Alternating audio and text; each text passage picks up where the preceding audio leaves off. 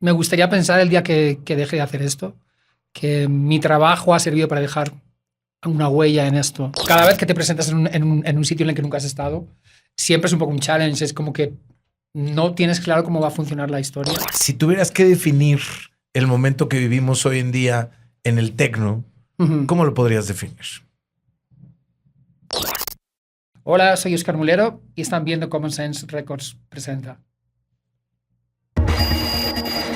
Las conversaciones que definen lo más relevante de la historia y la cultura del techno. CSR Presents. CSR Presents. Una producción de Warp y Common Sense Records. Otro episodio más de CSR Presents, este podcast de Common Sense Records, en donde tenemos oportunidad de hablar con muchos protagonistas de la música electrónica, particularmente del universo del techno y del underground, que nos emocionan siempre con sus anécdotas, con sus pláticas, con sus ángulos y también con sus puntos de vista desde lo personal y lo profesional. Y esta plática la buscaba yo desde hace mucho tiempo, como sé que muchos buscan platicar con quien les voy a presentar a continuación, que es Óscar Mulero. Óscar Mulero se ha convertido en un referente del techno, no ahora, sino desde hace mucho tiempo, y sé que además pues es un amante de la música desde su propia esencia, no solamente de un género. Y por eso me urgía platicar contigo de esta y varias cosas más, Óscar. Me encanta que estés con nosotros en una fecha más de Mental, que pues es esta fiesta y este esfuerzo que hacemos en la Ciudad de México, cultivando la cultura underground, de la cual tú ya has formado parte pues prácticamente durante más de 3 décadas, ¿no? ¿Cómo ha pasado para ti este tiempo y qué seguiría siendo lo esencial en ese sentido? Bueno, primero un saludo a todos. Estoy encantado de estar aquí. Os agradezco la oportunidad y charlar un poco. Bueno, realmente lo que considero esencial es... hay varios factores, pero sobre todo la honestidad musical, la energía y la conexión real que existe entre lo que está en la pista de baile y lo que está detrás de los platos. Toda esa conexión creo que es algo esencial. Es algo que no puedes ver ni tocar, pero sí que es algo que ocurre en el club. El club es, para mí, la pista de baile es casi como, diría como un... me gusta pensar que es como un espacio para la transformación, ¿no? En el que cada individuo conecta con la música casi hasta niveles de subconsciencia, ¿no? Me gusta verlo de esa manera. Entonces, esto es algo que obviamente no se puede reflejar en un streaming, ¿no? El algoritmo no puede tocar esto, ni lo puede representar, ni lo puede replicar. Así que todo este tipo de cosas, de algún modo abstractas, es lo que siempre queda, ¿no? Independientemente que pase el tiempo, pasen las modas, sea una cosa, sea otra, o sea todo más efímero o no. Ahora mismo el universo de la música electrónica y de la escena underground pues vive diferentes carriles al mismo tiempo, ¿no? Son como diferentes autopistas que están andando. De lo que puedes vislumbrar desde tu propia trinchera, ¿qué parece una evolución natural o qué aspectos podrían ser, digamos, retadores de entender o de aceptar? Entiendo. Bueno, pues hay partes de la evolución que me gustan, ¿no? Como es la escena ahora mismo. Sí veo como una evolución lógica y como algo positivo y súper interesante. La facilidad que hay ahora de acercarse a las nuevas tecnologías y nuevas herramientas, tanto para la producción como a la hora de pinchar. Creo que esto es algo muy, muy positivo. Y son factores definitivos a la hora de la evolución, ¿no? Esas son cosas que me gustan de la evolución. La velocidad en que se consumen las cosas y lo rápido que pasan las cosas de un plano a otro y se van como consumiendo, como se van expirando, es algo lo que me cuesta un poco asumir, ¿no? Creo que al final quizás es un poco reflejo de esta época, quizás un poco reflejo de cómo son las cosas ahora, de cómo la gente joven consume las cosas. Pero creo que es una de las cosas que más me cuesta entender, ¿no? Lo rápido que expira todo, lo rápido que se consume todo, ¿no? Creo que en ese sentido también hay palabras que han entrado en otras dimensiones de entendimiento, ¿no? Desde techno u underground, que de pronto se utilizan como palabras más de venta que de fondo.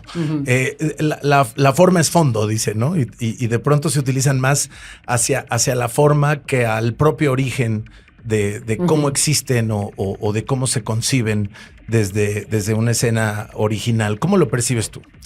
Bueno, si lo que buscamos es un poco la definición de lo que es la palabra underground para mí, como bien apuntas, para mí es algo que está lejos de ser una pose o ser una moda, ¿no? Es más como para mí es más como un sentimiento, es un riesgo, es honestidad con la música, con lo que tú crees, es apostar por tu ideal musical, digamos, mantenerte firme en eso, independientemente de cuál sea la moda o no. Entonces, lejos de ser una forma, lejos de ser una pose, para mí es algo más como un sentimiento. Es algo más interior, ¿no? Uh-huh. Lejos de qué puede ser el hype o no, el tú seguir tu instinto, confiar en ti, tener un punto en el que te sirve como referencia a nivel musical, seguir eso independientemente de los altos y bajos que puedas tener. En mi caso, una carrera de 36 años da para mucho, entonces creo que sobre todo va por ahí, más como un espíritu. Hablando de cómo eran las cosas para ti hace 36 años, uh-huh. ¿Cómo llegas a encontrar un sonido? Es decir, yo veo, porque te veo y porque veo desde tus remeras hasta tu propia actitud, que no solo es el underground, es la música alternativa, es el rock, quizás es el punk, uh-huh. Que yo me identifico mucho desde mi carrera también como periodista musical, en donde me ha tocado abarcar muchos otros géneros. Entonces, en ese sentido, ¿cómo encontraste tu propia voz y cómo ha evolucionado al paso del tiempo esa relación tuya con la música y luego, pues por supuesto, proyectada hacia una audiencia? Uh-huh. Bueno, la verdad es que sí, que he escuchado muchos tipos de música desde pequeño y para mí todo tipo de música tiene influencia, ¿no? Por supuesto la música electrónica, pero las cosas que empezaba a escuchar de pequeño como el post-punk o el rock o el pop son cosas que de alguna manera me han hecho ser muy abierto de mente, tanto a la hora de desarrollar mi set como DJ, como también a la hora de sentarme en el estudio y trabajar en mi música. Todos son influencias y de alguna manera forman parte de lo que soy a día de hoy musicalmente, digamos, ¿no? Eso por un lado. En cuanto a la relación con la audiencia, el fin sigue siendo siempre el mismo. Es la conexión y la comunión, digamos, o el diálogo entre, como hablábamos antes, entre lo que es la pista de baile y lo que hay detrás de los platos, ¿no? Que en este caso es el DJ. Esto es el fin y en ese sentido no ha cambiado mucho. Pero sí es cierto que quizás antes a lo mejor había más misterio antes de redes sociales, ¿no?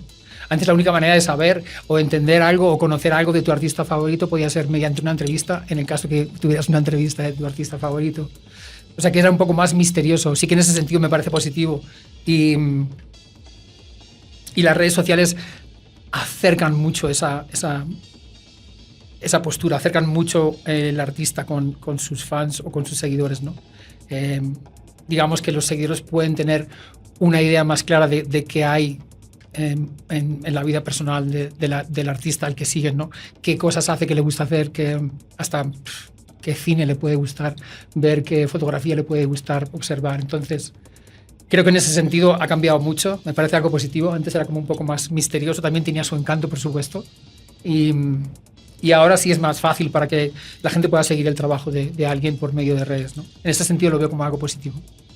Bueno, también es importante para mí hablar, cuando hablamos de trayectoria, de algunos conceptos que me parece forman parte de tu carrera. La disciplina, la constancia, la consistencia, la profundidad, porque sé que también la música que haces y la música que tocas va con una intención de viajar hacia adentro y no solamente corpórea, ¿no? Que el cuerpo es importante, se mueve, es una pista de baile, obvio, sí, pero sí, también sí. Se mueven otras cosas. Que ahí es donde nació, por ejemplo, el nombre de Mental, que decíamos, bueno, también la mente y el espíritu necesitan moverse un poco, ¿no? Necesitan ejercitarse. ¿Tú tomaste esta decisión consciente?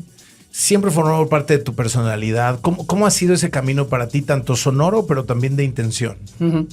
Bueno, creo que hay un poco de las dos cosas. Mi personalidad va un poco por ahí. Entonces, es algo un poco innato o que viene de mi personalidad, ¿no? Eso es una parte innegable, pero por supuesto hay una parte también de trabajo y de intención, de tener claro por dónde quieres ir. Como decía antes, el tener un punto de referencia a donde quiero llegar con mi música, ¿no? Tener esa intención de musicalmente hacia qué lado quiero seguir, ¿no? Independientemente de cuál pueda ser el hype o cuál pueda ser la moda o no. Así que creo que es un poco combinación de ambas cosas. Mi personalidad va un poco por ahí. En España se suele decir es una persona de ideas fijas, ¿no? A veces está bien, a veces no está tan bien. Sí, es cierto que me gustan muy poco las sorpresas, pero bueno, sí, fuera, aparte de esto, sí que es cierto que parte va acorde con mi personalidad y hay otra parte que es, obviamente, es una intención y es una manera de programar y de pensar en mi carrera y por dónde quiero digamos, conducir las cosas musicalmente. Bueno, estas características de las que estamos hablando te valieron recientemente un reconocimiento muy importante en España por tu trayectoria e impacto cultural. ¿Cómo relacionas, digamos, también la idea, bueno, de un reconocimiento así? Primero, ¿cómo te sientes al respecto? Y luego, por supuesto, ¿qué te parece esa idea de hablar de legado y de hablar pues también de recibir algo a cambio de lo que has otorgado con tu carrera? Ok, empiezo primero por la parte del legado, sí. Que me parece que tiene como más interés. Me gustaría pensar el día que deje de hacer esto, que mi trabajo ha servido para dejar una huella en esto. Este legado o esta manera de hacer las cosas que sirvan de influencia para otros. Es una de las cosas que me parece que tiene más valor en el caso de editar la música en mis sellos, dar la oportunidad a gente jóvenes, a nuevos talentos, a gente que no, o que incluso gente que lleva trabajando mucho tiempo en la escena y en la música, pero que no han tenido nunca oportunidad. Entonces, por medio de los sellos es algo lo que sí que pienso de cara al futuro. Y como decía al principio, sí que es algo lo que me gustaría pensar que mi trabajo de todos estos años ha servido de alguna manera para contribuir a ese legado y que este estilo de música perdure con el tiempo, ¿no? Esa es mi cabezonería. es una de mis cosas. Y sobre el premio, la verdad es que yo casi lo considero, que me lo hayan dado a mí, casi lo considero como algo anecdótico. Yo lo recibo más como un premio en general para la electrónica de mi país. Que es tremenda la electrónica de España. Cierto, sí. Es un referente. Y es un logro que es para todos, para la gente de los sellos discográficos, para artistas, cualquier persona que forma parte dentro de la escena. Así que yo más lo recibo como algo a nivel global. Me pongo a pensar en cuando le dieron el Nobel de Literatura a Dylan. Y que Dylan no fue, ¿no? Y que mandó a Patti Smith. Bueno, mandas a Patti Smith, también todo bien. Pero no está mal. No está mal, pero te dio pudor. Te dio como... No pudor. Lo cierto es que fue sorpresa. Yo estaba justo en Los Ángeles y recibí llamadas comunicándome pero esto. La mera noticia, etcétera, te dio como un... La verdad es que no es algo que me haya removido mucho. Sí, obviamente sí me remueve en el sentido de que es bonito que reconozcan el trabajo y la labor. Pero bueno, entiendo que a cualquier nivel y en otros campos está bien que a todo el mundo le pudiesen reconocer de esta manera el trabajo. Es cierto que a lo mejor lo nuestro, al ser más visible, tiene como un impacto más grande. Pero volviendo un poco al principio, para mí es más como un premio general a la global, a toda la gente que forma parte de la escena de la electrónica de mi país, lo cual es un logro muy bonito y es muy interesante que desde la cultura se observe la electrónica como que forma parte de ello. Tener, digamos, que la electrónica tenga su bandera dentro del mapa cultural del país. Arte, ¿no? También. Obvio, sí. Cierto. Porque de pronto siento que el status quo o el pensamiento general es la música electrónica hacia la noche, hacia la fiesta, para mucha gente hacia el abuso, hacia drogas, un montón de cosas. Pero se nos olvida el arte, se nos olvida la cultura, se nos olvida... También, es algo, ¿no? como muy básico. La música es arte, obviamente, ¿no? Dentro de la música hay muchos tipos de música, entonces no hay mucho más debate, yo creo. Sí, de acuerdo. Oye, Oscar, ahora vamos al otro lado. ¿Qué papel juega el silencio? ¿Qué papel juega el aislamiento? ¿Qué papel juega la concentración? Bueno, para mí es algo que son factores determinantes, como bien apuntas, el silencio para la concentración. Creo que el silencio es donde, en mi caso al menos, es donde llegan con más claridad las ideas, donde las puedo recibir más claramente y donde, por supuesto, favorece la concentración. No hay mucho más que añadir a esto. En mi estudio, aparte de no estar pendiente de correo electrónico, no estar pendiente de teléfono y demás, son momentos de estar muy concentrado. El silencio obviamente es vital. Como decía, para recibir esas ideas y exprimirlas, estar súper focus en eso. Incluso hasta la ambientación, la luz, para mí también es bastante importante. O sea que son factores que son determinantes a la hora de estar concentrado, de que surjan esos inputs y esas ideas a nivel creativo. ¿Cómo ocurre la arquitectura de tus sets? ¿Empiezan en el estudio? ¿Empiezan en los momentos que estás produciendo? ¿Se determinan por el lugar, por el espacio, por el evento? Creo que además pues hay una narrativa, hay una energía, juegas mucho con la tensión. La tensión, ¿no? Para quienes no nos están escuchando solo en audio. Sí. Y bueno, eso genera la atención de una audiencia que está ahí atrapada, hipnotizada. ¿En dónde empieza la construcción para ti? Bueno, obviamente hay una parte de arquitectura, digamos. Hay obviamente que cada actuación que voy a hacer hay una selección musical y hay un número determinado de material con el que trabajo, ¿no? Pero siempre es un poco la intuición en el momento. Quiero decir, yo me puedo hacer una idea y puedo pensar en cómo va a ser esta noche aquí en Ciudad de México. Puedo estar pensando en ello en el hotel. Pero hasta que no llegue y vea la energía que hay y vea cómo recibe la gente, qué es lo que está haciendo el DJ. El cuarto, ¿no? Exacto, sí. Son factores que son muy determinantes. Entonces es muy difícil acertar si te imaginas cómo va a funcionar algo. Por eso para mí es muy importante el seguir mi intuición, el masticar un poco esa energía un tiempo antes, el ver cómo recibe la gente lo que está haciendo el DJ anterior y después enfocarlo un poco hacia la manera en que me gusta dirigir a mí el set. Una vez que tengo eso, puedo dirigir, como bien apuntado hasta el principio, en crear esa tensión, ¿no? Que es algo que me gusta un poco. Diría que mi estilo es un poco entre tensar y después soltar y volver a tensar, en fin, jugar un poco con esta dinámica. Pero anteriormente, obviamente, va esa parte de arquitectura, va esa parte de selección musical, de qué es lo que quiero utilizar en ese momento, y después, digamos que esa intuición, ¿no? Y por eso además funcionan también las residencias o cuando regresas a festivales o lugares en donde ya sabes con qué te vas a encontrar, ¿no? De alguna otra manera ya tienes un poco esa experiencia, enganchado. Pero igualmente considero que independientemente de que sean sitios los que ya conoces, cada noche es un poco especial. Cierto. El factor... Sí, porque puede ser exactamente el mismo lugar y hay otra energía por... N cantidad de razones, ¿no? Cierto. Incluso por algo externo que haya pasado en el día, el mundo, etcétera. Totalmente de acuerdo. Sí. Y ahora que estamos hiperconectados, ¿no? Sí, puede ser el mismo lugar, puede ser la misma hora de tocar incluso.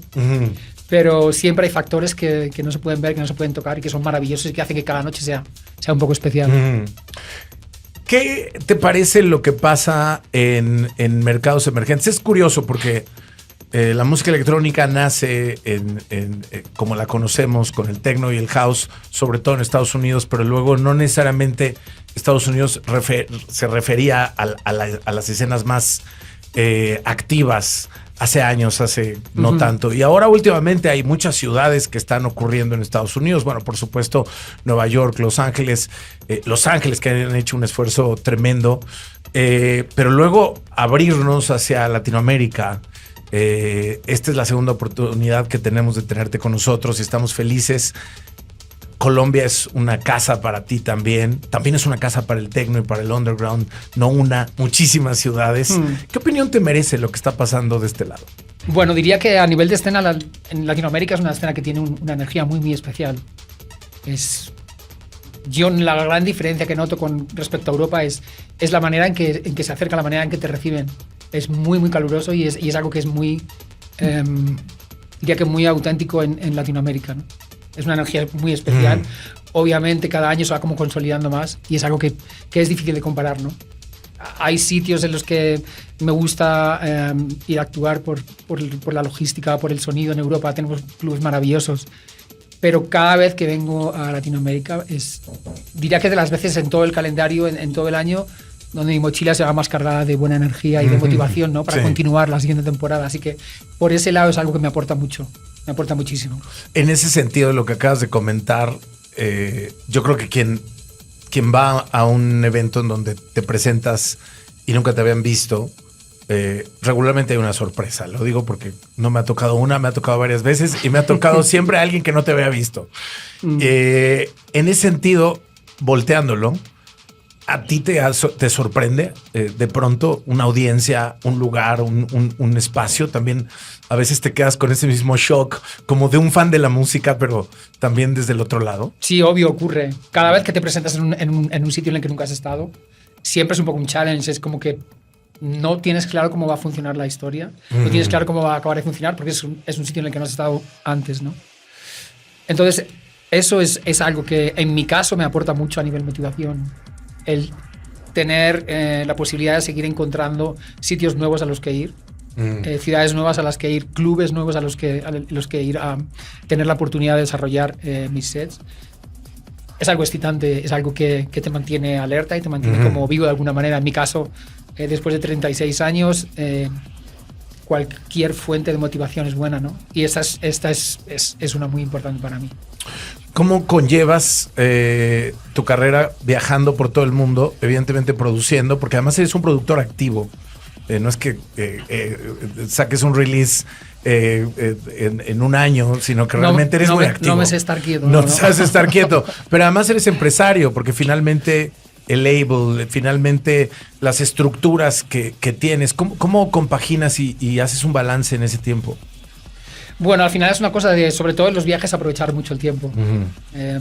Porque hay muchos tiempos perdidos, digamos, ¿no? No perdidos porque al final estás viajando, te estás desplazando, pero sí, obviamente hay muchos tiempos muertos en los que ya hace años que opté por dejar el libro, tristemente, ¿no? Porque es muy interesante leer y enriquece mucho. Pero ya hace muchos años en los que esos tiempos muertos y esas horas en aeropuertos trabajo mucho en mi música. Normalmente viajo siempre con un disco duro con el que tengo infinidad de secuencias trabajadas en mi estudio y puedo empezar a desarrollar proyectos, ¿no? Trabajar en pequeñas ideas. Entonces, cuando llega el momento de continuar, ya hay un comienzo, ¿no? No son tiempos muertos en los aviones y en los aeropuertos, que son muchos, así que un poco el balance y lo más duro, diría, o lo más complicado es esto, ¿no? El tener el equilibrio entre tu trabajo a nivel de producción musical y el estar girando constantemente. Y dormir, ¿no? Y dormir cuando se puede. Cuando se puede, ¿no? Exactamente. Entonces, el aprovechar el tiempo en esos viajes para mí es vital. Sí. Es vital. Entonces, a día de hoy diría que lo que es el trabajo de los sellos ocupa una gran parte, por supuesto, también de mi tiempo, que es lo que suelo llamar yo como el trabajo de oficina, que es la parte que me confieso que es la que menos me gusta. Me gusta más la parte creativa y la parte de estar, obviamente, actuando en los sitios. Pero básicamente se trata un poco de eso. El secreto, si es que lo hay, en mi caso, es los viajes, aprovechar mucho ese tiempo. Sí, imagino que tienes además un equipo, ¿no? Es algo muy sencillo. Viajo con un pequeño convertidor de audio, con mis auriculares y con mi disco duro con material para poder empezar en proyectos, ¿no? Me refería a gente que trabaja contigo. Obvio, perdona. Pero también es ese equipo. No, sí, por supuesto. Tengo gente que me ayuda con el tema de los sellos. Claro. Mi parte es un poco más la parte de la dirección musical, de escuchar todas estas demos, de estar pendiente de que hay novedad que pueda encajar con el sello, contactar con nuevos artistas. Básicamente como cuidar más de la dirección musical. Claro. Luego hay otra parte que lleva gente con la que trabajo en el sello, que es el contacto con la distribuidora, en fin. Toda esa parte ya más administrativa. Esa parte es otra cosa más administrativa, que al final dedicarte a un sello es un full-time job, podemos decir, ¿no? Entonces, cuando tienes que llevar tantas cosas, es necesario tener no solo un equipo, sino que sea un buen equipo y gente en la que puedas confiar. Hablábamos, bueno, ahora mencionabas tú, dejé el libro, porque de pronto me imagino que había momentos en la vida que tenías la oportunidad de leer más. Sí. Pero ya hace rato hablábamos del rock o del punk, etcétera. Y también el techno, sobre todo de este lado, desde esta trinchera sonora, creo que está repleto de ciencia ficción, de arquitectura. ¿Qué podríamos hablar que serían otras influencias que alimentas constantemente para lo que haces? Es curioso porque quizá lo que más me gusta alimentarme es algo a nivel visual, a nivel estético. Son cosas que me aportan mucho. Eres fotógrafo también. Mi hobby es capturar momentos. Pero no me considero un fotógrafo, pero es algo que sí que me gusta mucho. Pero mi hobby, digamos, que es capturar momentos de a los que llego a través de la música, digamos. Entonces sí que visualmente todos los inputs visuales de alguna manera me aportan mucho a nivel creativo. Sí. Para mí la fotografía, el cine sobre todo, son cosas de las que me nutro mucho y me no sé, de alguna manera son como impulsos, son como cosas que me llevan a ciertos sitios a nivel creativo. Entonces, por un lado esto, y por supuesto también creo que hay como una unión también en lo que ocurre entre las emociones y la parte musical. Quiero decir, todo lo que ocurre en mi vida a nivel personal son cosas que también me hacen estar de una manera, y creo que eso se refleja tanto en la música en el estudio como a la hora de desarrollar un set. Entonces, es como, digamos, una combinación de unas cuantas cosas. El factor emocional, sin lugar a duda, tiene mucho que ver, ¿no? Cómo te sientes, qué ocurre en tu país, cómo es la situación, qué ocurre con tu vida. Seguramente te va a hacer, cuando te sientes en el estudio, te va a hacer tomar decisión de tocar teclas negras o tocar teclas blancas. Es algo muy simple y creo que se alimenta mucho de ahí. Bueno, que sepas que cada que publicas alguna galería, algunas fotografías, lo disfrutamos mucho. Para que no lo dejes de hacer. ¿Cargas con una cámara análoga? No. Yo, ¿O haces ya todo con...? Tengo cámaras analógicas, Ajá. Pero yo empecé a tomar clases y a hacer un curso con fotografía digital. Aprendí fotografía, digamos, el manejo de la cámara con cámara digital, pero por supuesto me interesan las cámaras analógicas y tengo unas cuantas de ellas, sí. A día de hoy viajo con una Ricoh GRX que es muy, muy pequeña. Que ya para viajar es todo lo que puede ser más compacto y funcional, ¿no? Casi ni la ves, y para hacer foto de calle, que es lo que mayormente me gusta a mí, es una maravilla. Y te toca ver algunas calles del mundo. Afortunadamente, sí, muchas. Oscar, te agradezco enormemente que estés aquí con nosotros. Y para cerrar esta conversación, te preguntaría, si tuvieras que definir el momento que vivimos hoy en día en el techno, ¿cómo lo podrías definir? Esta es buena. Cambio. Lo definiría como que hay un cambio. Dejo abierto el debate si es para bien o para mal, pero... Nos vas a dejar a todos con esa. Pero cambio. Si es solo una palabra, diría que cambio. Bueno, puedes ahondar si quieres. No. Seguro que os tiraríamos otra hora hablando mínimo, seguro. Oscar, te agradezco enormemente que estés aquí. Un placer, de verdad, muchas gracias. Y bienvenido a México otra vez. Ha estado súper bien, sí, estoy encantado de estar aquí de vuelta. Más con esta temperatura, con este sol maravilloso. Sí, te tocó uno bueno, ¿eh? Sí. Sí, bueno, al rato, y una de esas te sorprende la lluvia, pero es cosa de esta ciudad. Parece que no, parece que hoy no. Pero decimos eso todos los días. Oscar Mulero, aquí en CS Representa. Gracias por estar con nosotros. Las conversaciones que definen lo más relevante de la historia y la cultura del techno. CSR Presents. CSR Presents. Una producción de Warp y Common Sense Records.